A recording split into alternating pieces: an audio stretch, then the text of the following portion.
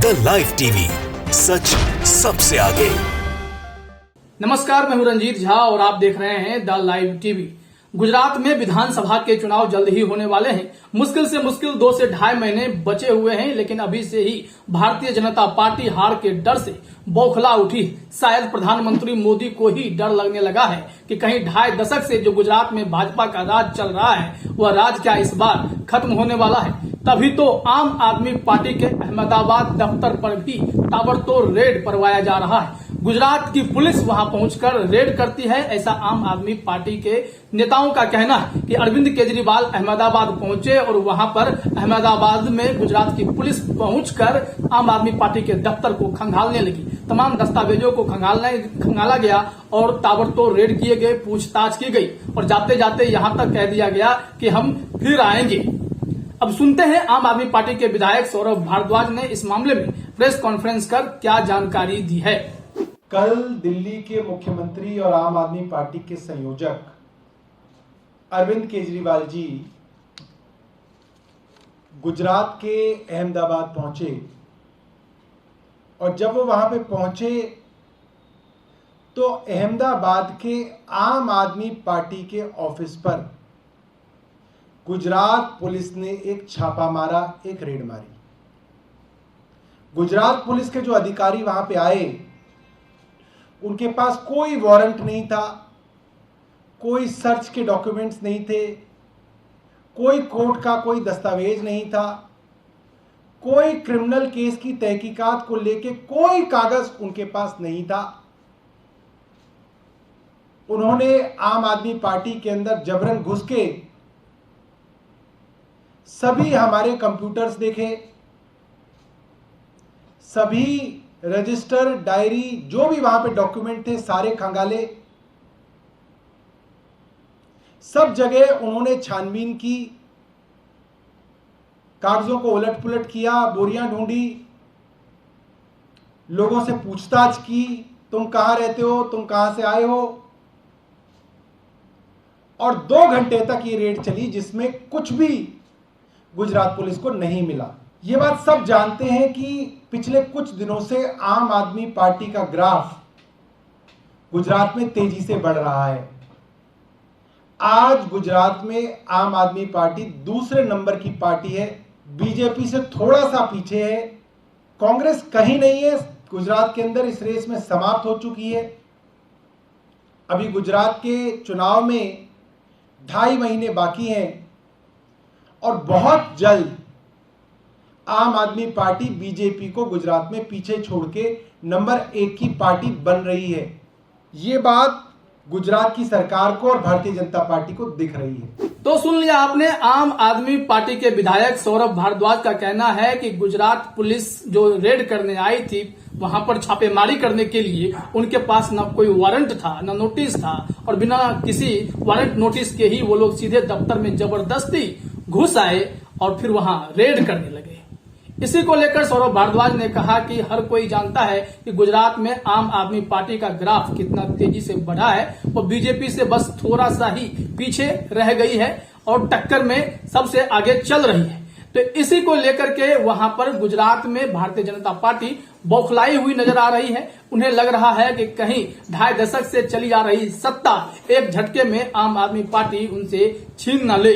तभी तो जो देश भर में बीजेपी अपने जांच एजेंसियों का दुरुपयोग करती दिखाई पड़ती है, चाहे सीबीआई हो, ईडी हो, इनकम टैक्स हो, इन सभी जांच एजेंसियों का दुरुपयोग करने पर आमदा है। हर एक राज्य में कहीं न कहीं विपक्ष के नेताओं पर रेड कराया जाता है। दिल्ली में डिप्टी सीएम मनीष सिसोदिया को नहीं छोड़ा गया, उनके यहाँ खूब रेड करवाए गए सीबीआई के, हालांकि मिला कुछ नहीं। ठीक उसी तरह अहमदाबाद में जब गुजरात पुलिस आम आदमी पार्टी के दफ्तर में पहुंची, वहां पर ताबड़तोड़ रेड शुरू किया गया, लेकिन काफी कुछ पूछताछ के बाद, दस्तावेज खंगालने के बाद भी उनके हाथ कुछ नहीं लगा। इससे यह लग रहा है कि जबरदस्ती यहां पर रेड करने की कोशिश हो गई, डराने की कोशिश की जा रही है कि आम आदमी पार्टी के ऊपर कोई न कोई ऐसा गंभीर आरोप लगा दे ताकि वहां पर उनकी छवि खराब की जा सके। हालांकि इस मामले में एनडीटीवी ने भी उस जगह पर जाकर ग्राउंड रिपोर्टिंग की है। एनडीटीवी के रिपोर्टर ने आम आदमी पार्टी के दफ्तर के एक कार्यकर्ता से, जो कोर कमेटी के मेंबर हैं, उनसे बातचीत की और जानकारी ली कि वहां पर क्या हुआ था। उन्होंने क्या कुछ कहा, आइए थोड़ा सा सुनते हैं। गुजरात के अहमदाबाद में यही आम आदमी पार्टी का वो दफ्तर है जहां पर आम आदमी पार्टी के मुताबिक गुजरात पुलिस ने कल रात, रविवार रात को रेड की है। ये आश्रम रोड का इलाका है अहमदाबाद में, और यहीं पर आम आदमी पार्टी के मुताबिक घंटों गुजरात पुलिस आई। हालांकि उनको कुछ मिला नहीं आम आदमी पार्टी के मुताबिक, लेकिन यहाँ पर क्यों रेड की गई है ये भी समझ से परे है।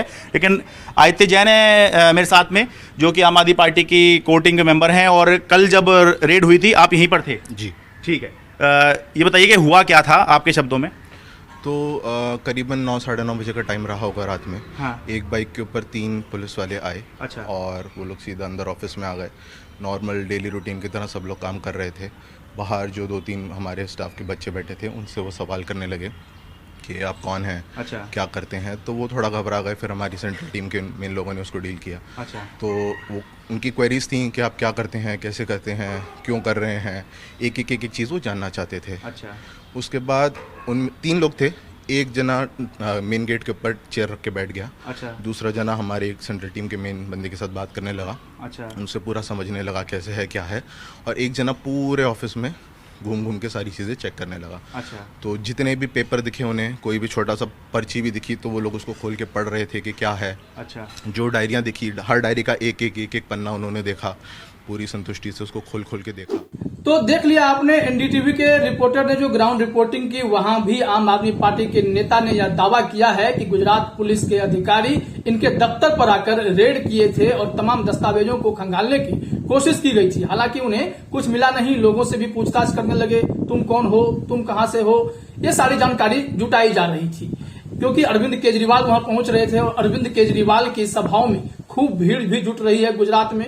क्योंकि आम आदमी पार्टी ने जिस पॉलिसी के तहत दिल्ली में और पंजाब में सरकार बनाई है, उसी पॉलिसी के तहत हरियाणा में और गुजरात में भी कैंपेन कर रही है और लोगों के दिल में वह कैंपेन उतर भी रहा है, लोग भरोसा जता रहे हैं। हालांकि इस रेड को लेकर अहमदाबाद पुलिस ने भी अपनी प्रतिक्रिया दी है और ऐसी किसी भी रेड से अहमदाबाद पुलिस ने इनकार कर दिया है। अहमदाबाद पुलिस की ओर से जो ट्वीट किया गया है वो अपने स्क्रीन पर आप देखिए। इसमें कहा गया है कि कल आम आदमी पार्टी के कार्यालय पर अहमदाबाद शहर पुलिस द्वारा रेड करने में आई, ऐसा समाचार सोशल मीडिया से ज्ञात हुआ है। इस प्रकार का कोई रेड अहमदाबाद शहर पुलिस के द्वारा करने में नहीं आई है।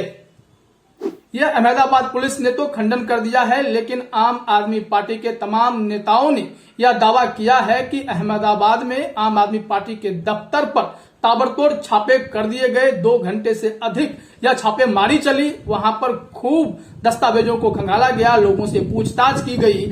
आखिर भारतीय जनता पार्टी क्यों अपने हार के डर से बौखलाई हुई है, तभी तो इस तरह के रेड कराए जा रहे हैं।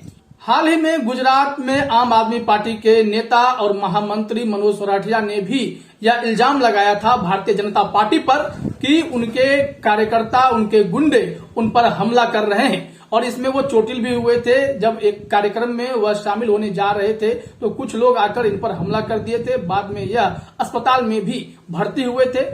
ठीक होने के बाद जब वह जुटे तो वहां भी इनके प्रार्थना सभा में कई लोग शामिल हुए थे। हजारों लाखों की भीड़ भी वहां पर बताई गई थी।